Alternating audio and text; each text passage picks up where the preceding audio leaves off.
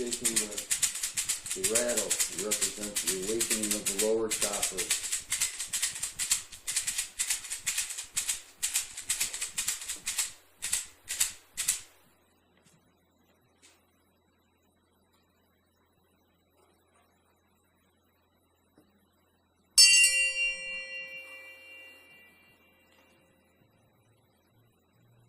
About 3 times. Sat Chitananda, or the Father, Son, and Holy Ghost, to awaken the heart chakra.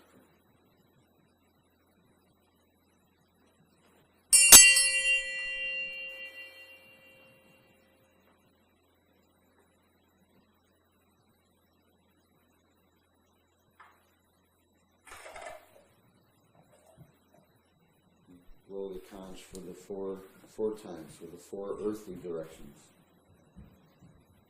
awakening our upper chakras.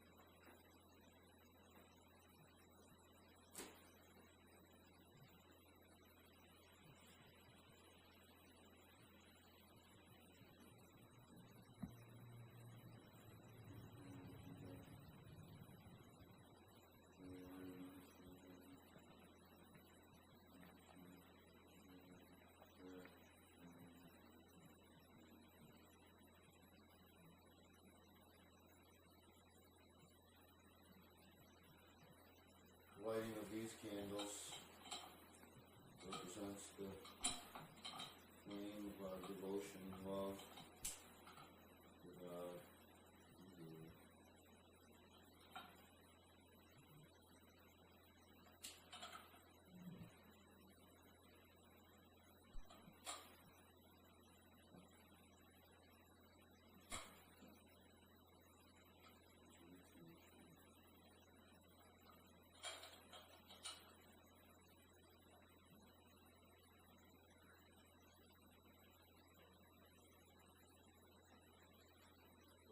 This incense represents the wafting and the aroma of our love and devotion to God.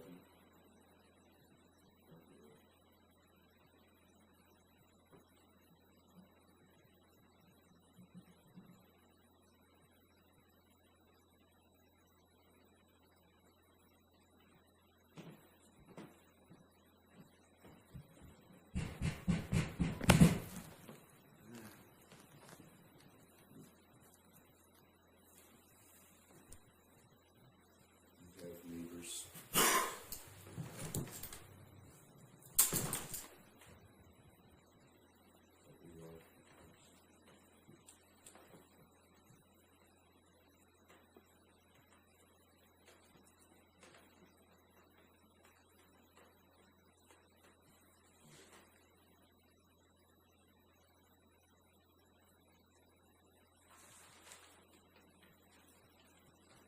Well, I'd like to welcome everyone to the Universal Life Church of Central New York's Universal Sunday Spiritual Gathering. This is the church, or should I say the gathering place of the people of all religions, and even of those of no religion at all. Our announcement this week is for everyone to have a happy New Year, and I hope everyone had a great Christmas. Any announcements? I am Purusharishi, Yogahansa, and I am the pastor of this Universal Life Church in Central New York. And I am also a devotee, or in other words, a devoted follower of my Guru Swami Paramahansa Yogananda. Please forgive me as I may use terms that may not be fully understood by all. So, after this Universal Sunday Gathering reading, I will have a semi-informal satsanga in order to address any questions.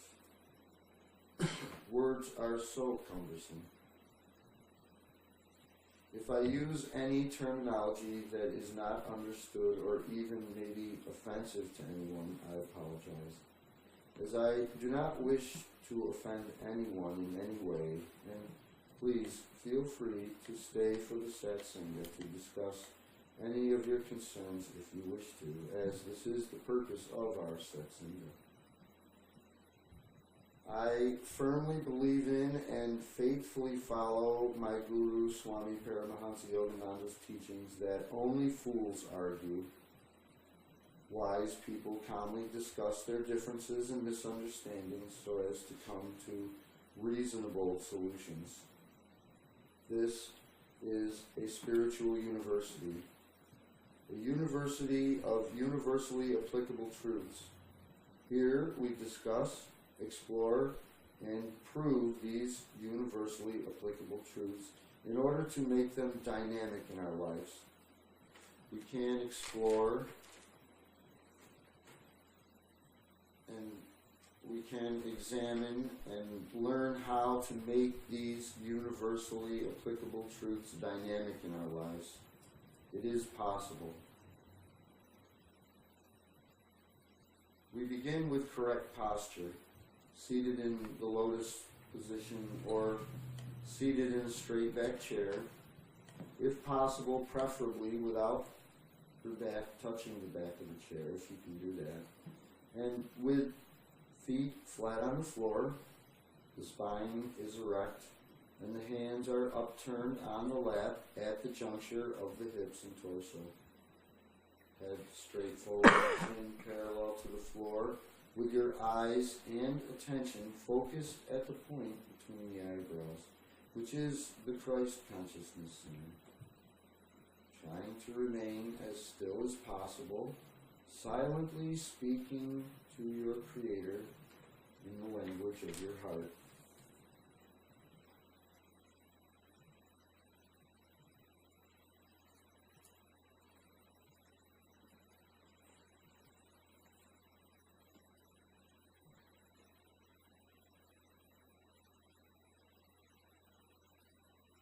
Today's exploration is about controlling your New Year's destiny.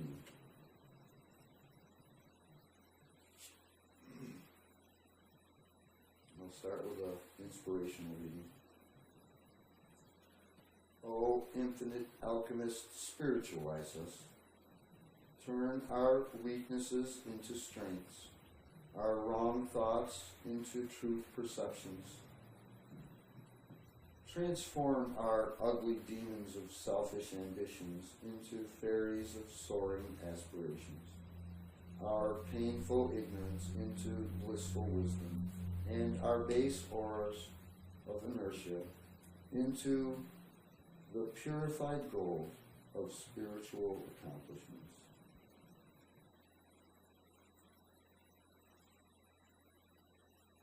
Do not look for a spiritual flower every day. sow the seed, water it with prayer and right endeavor.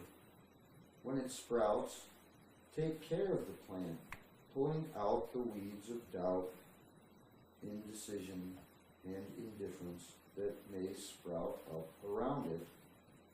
Some morning, you will suddenly behold your long-awaited spiritual flower of realization.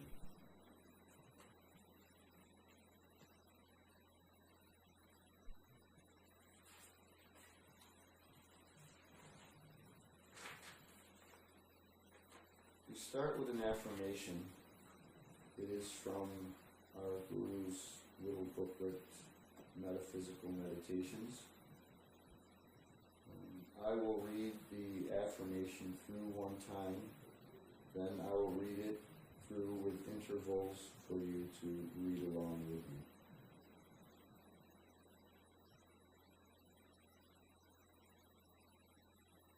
O eternal energy, awaken in me conscious will, conscious vitality, conscious health, conscious realization. Teach me, O Spirit, to cooperate with your will until all my thoughts shall conform to your harmonious plan. O eternal energy, awaken in me conscious will, conscious vitality, conscious health, conscious realization. Teach me, O Spirit, to cooperate with your will until all of my thoughts conform to your harmonious plan. O eternal energy, awaken in me conscious will, conscious vitality, conscious health, and conscious realization. Teach me, O Spirit, to cooperate with your will until all of my thoughts conform to your harmonious plan. O eternal energy, awaken in me conscious will, conscious vitality, conscious health, and conscious realization. Teach me, O Spirit, to cooperate with your will until my thoughts shall conform to your harmonious plan.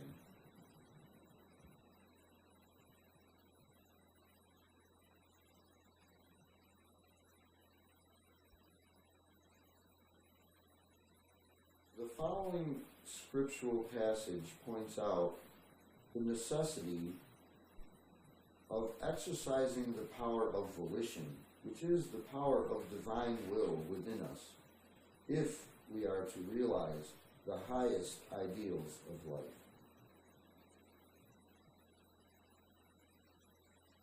Bible passage from St. John. This is John 6:66 through 71. From that time, many of his disciples went back and walked no more with him. Then said Christ unto the 12, Will ye also go away? Then Simon Peter answered him and said, Lord, to whom shall we go? Thou hast the word of eternal life, and we believe and are sure that thou art the Son, the Christ, the living Christ, Son of the living God?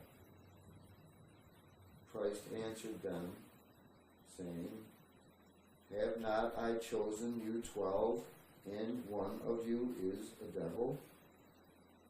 He spoke of Judas, the son of Simon, for he it was that should betray him, being one of the 12.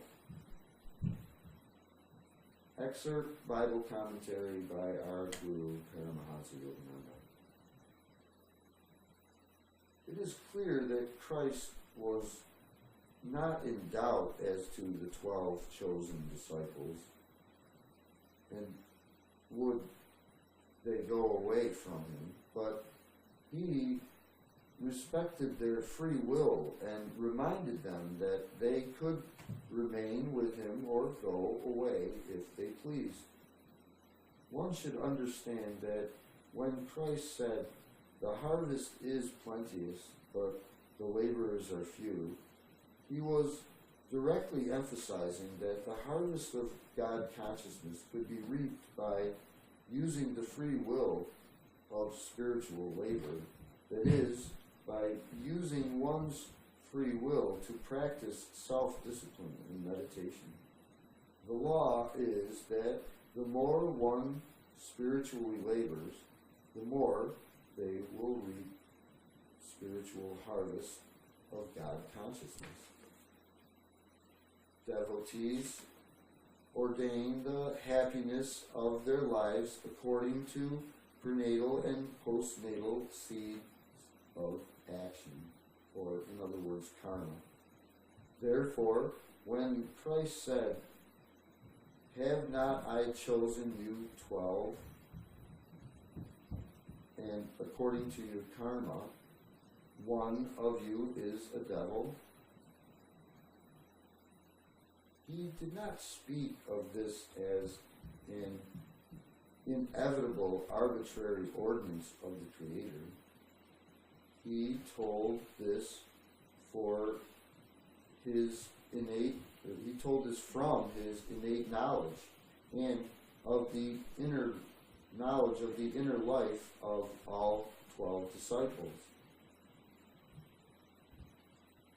If Christ was sure that all the 12 disciples were prisoners of destiny and were ordained to remain with him, he would not have asked, "Will you also go away?" Christ knew the disciples, though influenced by karma and cosmic law, still had free will to be with him or to forsake him. In fact, Christ predicted his betrayal at the hands of Judas in order to warn him that he might have the opportunity and might reform from and refrain from doing the evil act. A comparable passage from the Bhagavad Gita. This is from the Bhagavad Gita 5:40. The Blessed Lord said, "O Arjuna, my son, a performer of good actions never meets destruction, whether in this world or in the beyond. He falls not into evil plight." Excerpt Gita commentary by our great Guru, Yogahansa. The Creator gives encouragement in this stanza to all devotees to seek their natural divine inheritance. The sense addict who continues reveling and reveling in material pleasures, degrading the counsel of the prophets, drifts further and further away from their true nature. The materialist caters to the pleasures of their senses, while their ego remains starved without divine bliss. They often discover too late their mistaken habit of feeding the senses in hopes of satisfying the inner hunger for happiness. Even the imperfect yogi, in spite of failure, tries to regain their memory of divinity. The yogi tries to sublimate the unnatural hunger of sense pleasures into the natural hunger for the soul's joy. Even a fallen yogi is far superior to the materialist. The fallen yogi is on the threshold of awakening from sense delusion, but the materialist is still asleep in ignorance. Once the devotee has tested and tasted the superior soul bliss, their heart becomes convinced of the inferiority of sense joys. No matter how many times the sincere yogi falls down on the path of yoga, they struggle again toward their goal. The devotee who performs meritorious actions develops divine memory and good karma that impel them to seek liberation in this life or in the beyond. The memory of the divine bliss of yoga practice remains lodged in the subconscious mind. If they are able to find full liberation in one life, or in the next incarnation, the hidden memory of the past experience of yoga sprouts forth in spiritual inclinations even in their infancy.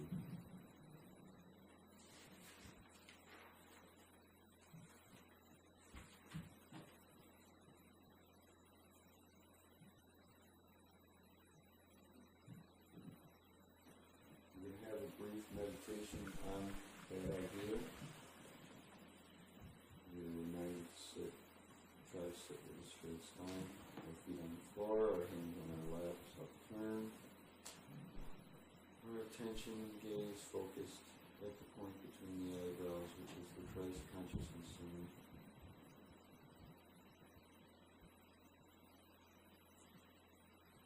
Speaking to our Creator in the language of our hearts.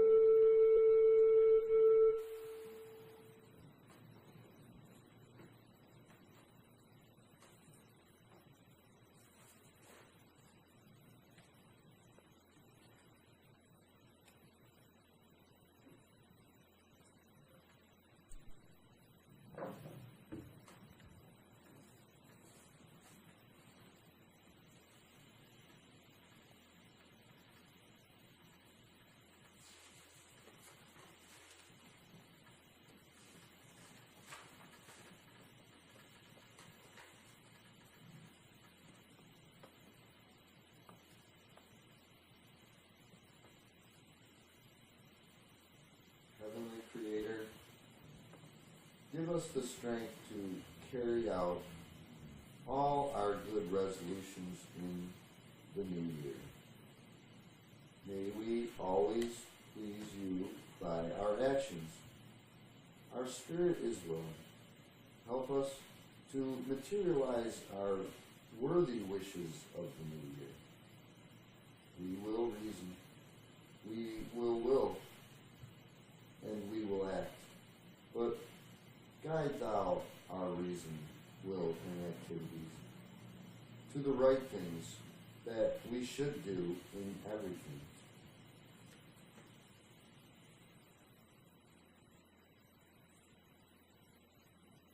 Controlling Your New Year's Destiny by Purusharishi Yogahansa.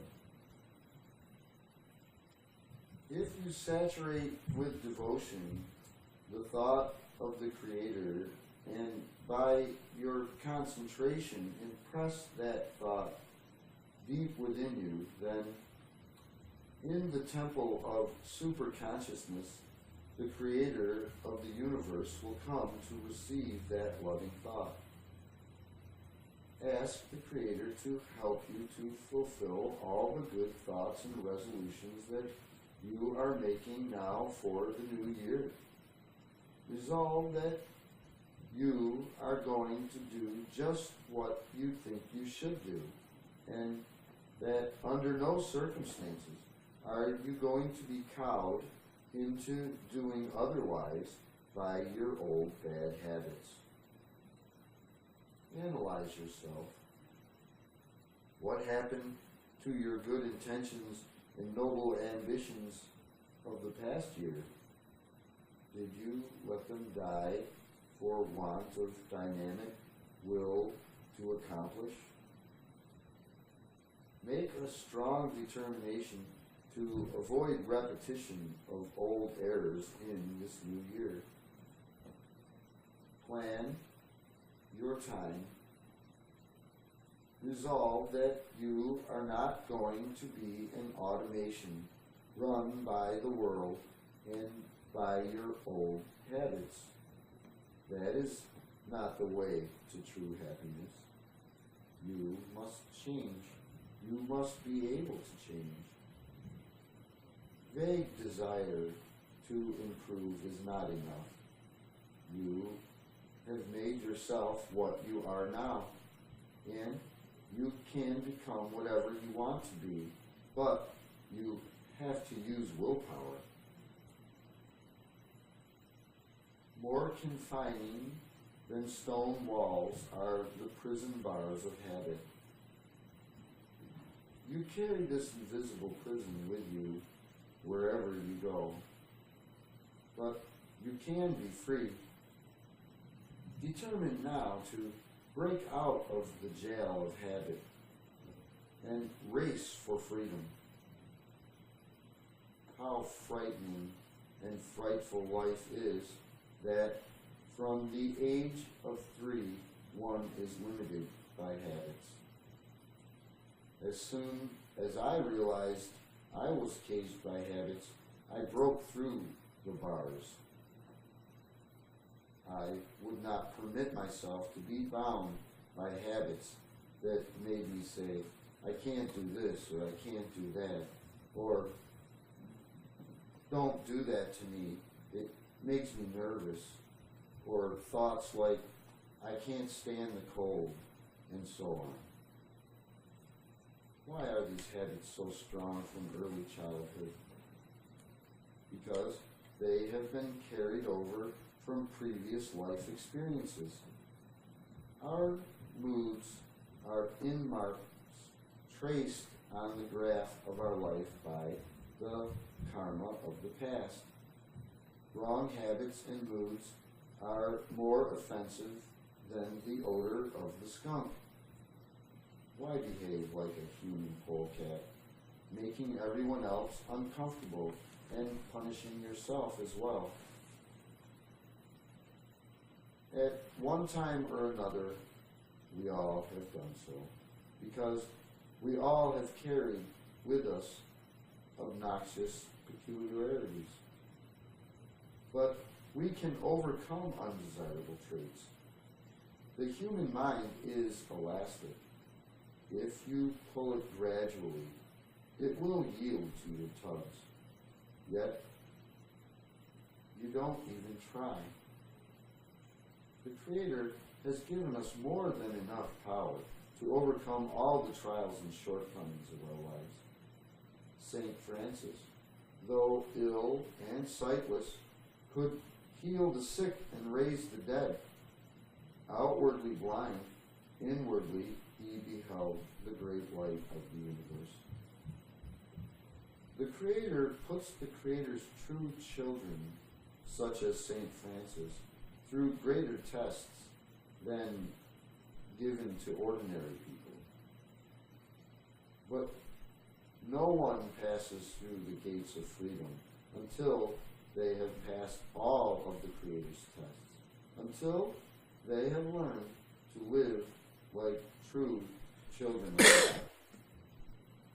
Why should you think of yourself as a weak mortal? You are potentially a child of God. You do not have to acquire anything. You have only to know and realize it. Habits are grafts on your real nature, which is ever free spirit.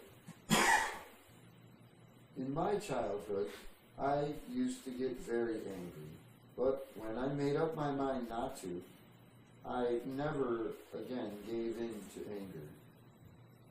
If I hadn't used my will, I wouldn't have been able to accomplish that or anything else in my life. You too can use your will. The errors of a lifetime can be corrected today. Make a resolution in this new year to realize the truth that although as a mortal person you have certain habits, as a divine being you are free. Why should you lie to yourself? Why should you ascribe to yourself the faults of your past? You must destroy them. Otherwise, they will become grafts on your tree of life. You must not allow that. Affirm repeatedly to yourself and say, I am a child of God. I am one with God. Every strong resolution you make with great determination can become a habit at once. Why should you not be able to do what you want, guided by reason? You must try. Always. Anyway, do away with all your faults. Review your actions of the past year. See what troublesome habits you may have displayed. Perhaps you fight with people, or you eat too much, or you are jealous. Make up your mind today and know that you are never going to do those things again. The Creator has given you the power to dynamite your troubles. Beware, O ye mountains, stand not in my way. Your ribs will be shattered and tattered today. A great saint, Swami Ramtitra, wrote those words. I hitch my chariot of fate to the gods. The Romans used to hitch prisoners to chariots and drag them on the ground, a terrible practice. Yet, in it is a lesson for us that we can hitch to the chariot of our will the prisoners of habits and drive them, instead of letting them drive us. To be able to do the things that we know we should do, not merely the things we whimsically want to do, is to be really free. The best resolution? Give more time to the Creator. Pick out which habits you are going to destroy in the new year. Make up your mind about them and stick to your decisions. Resolve to give more time to the Creator, to meditate regularly every day, and on one night each week to meditate several hours, so that you can feel your spiritual progress in the Creator. Resolve that you are going to practice Kriya Yoga and to control your appetites and emotions. Be a master. Make up your mind strongly now. Think of the good resolutions you have made in the past, that you were not going to be dictated by your old habits and thoughts. But have you kept them? It is an insult to your soul and to the Creator to give in to your weaknesses. Be master of yourself, the captain of your own destiny. Danger and you were born together, and you are the elder brother, more dangerous than danger. Do not lose courage and determination that you feel as you listen to me now.